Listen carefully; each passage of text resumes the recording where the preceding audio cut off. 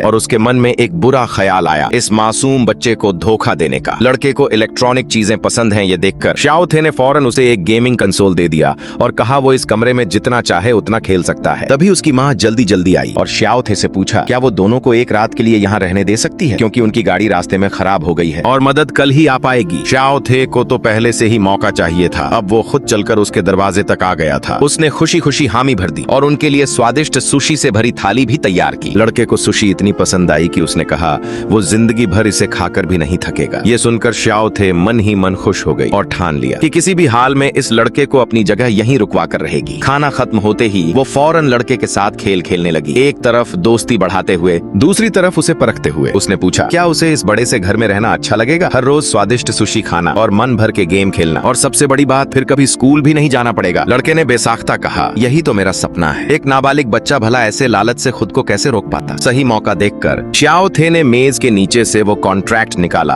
और उससे कहा बस अपना नाम यहाँ लिख दो, तुम्हारा सपना सच हो जाएगा, मगर इसके बदले तुम्हें अपनी आजादी भी खोनी होगी। एक छोटे बच्चे के लिए जो हाथ में है वही सबसे असली होता है। उसने बिना एक पल सोचे पेन उठा लिया, मगर ठीक उसी वक्त जब वो अपना नाम लिखने ही वाला था उसने कहा मेरी माँ अब कमाने लगेगी और हम दोनों मिलकर अपना सपना पूरा करेंगे। शाओ थे ने हैरान होकर पूछा तुम्हारा और क्या सपना है। लड़के ने बताया उसने माँ से वादा किया है कि कर्ज चुकाने के बाद वो उसे पूरी दुनिया घुमाने ले जाएगी, हर देश की खूबसूरती दिखाएगी। ये सुनकर शाओ थे का दिल पिघलने लगा। उसने झट से लड़के के हाथ से पेन छीन लिया और उससे कहा कभी भी अपने सपने को मत छोड़ना और अपनी आजादी को हरगिज मत खोना, क्योंकि आजादी ही तुम्हारी सबसे कीमती चीज है। उस मासूम बच्चे की भोली आंखों को देखकर शाओ थे के मन में उसे इस हवेली में हमेशा के लिए कैद करने का ख्याल तक नहीं आया और कॉन्ट्रैक्ट पर दस्तखत कराने की तो अब कोई जरूरत ही नहीं थी। उसने खुद इस सजा को झेलने का फैसला कर लिया, मगर लड़का ये सब समझ ही नहीं पाया और अपने खेल में मगन रहा। अगले दिन माँ बेटा दोनों खुशी खुशी हवेली से बाहर निकल गए। शाओ थे ने उन्हें रोका तक नहीं, जिसका मतलब था कि अब उसे और ज्यादा सजा भुगतनी पड़ेगी। जब वो वापस अपने कमरे में पहुंची तो विधवा को समझ नहीं आया कि शाओ थे ने उन्हें जाने क्यों दिया। शाओ थे ने गुस्से में जवाब दिया हम इस जिंदगी को चंद पलों की आजादी से बदल लेंगे, तुम दुष्ट डायन। विधवा की गरज भरी चीख के साथ ही शाओ थे फिर से अपने पुराने बेघर रूप में वापस आ गई। भले ही उसने अपना सब कुछ खो दिया था, मगर इस आजादी ने उसकी आंखों में खुशी के आंसू ला दिए। भले ही ये पल बहुत छोटा था, फिर भी उसे लगा ये सब कुछ इसके लायक था। तभी सामने से एक तेज रफ्तार गाड़ी आती दिखी और शाओ थे उसके पीछे दौड़ती चली गई।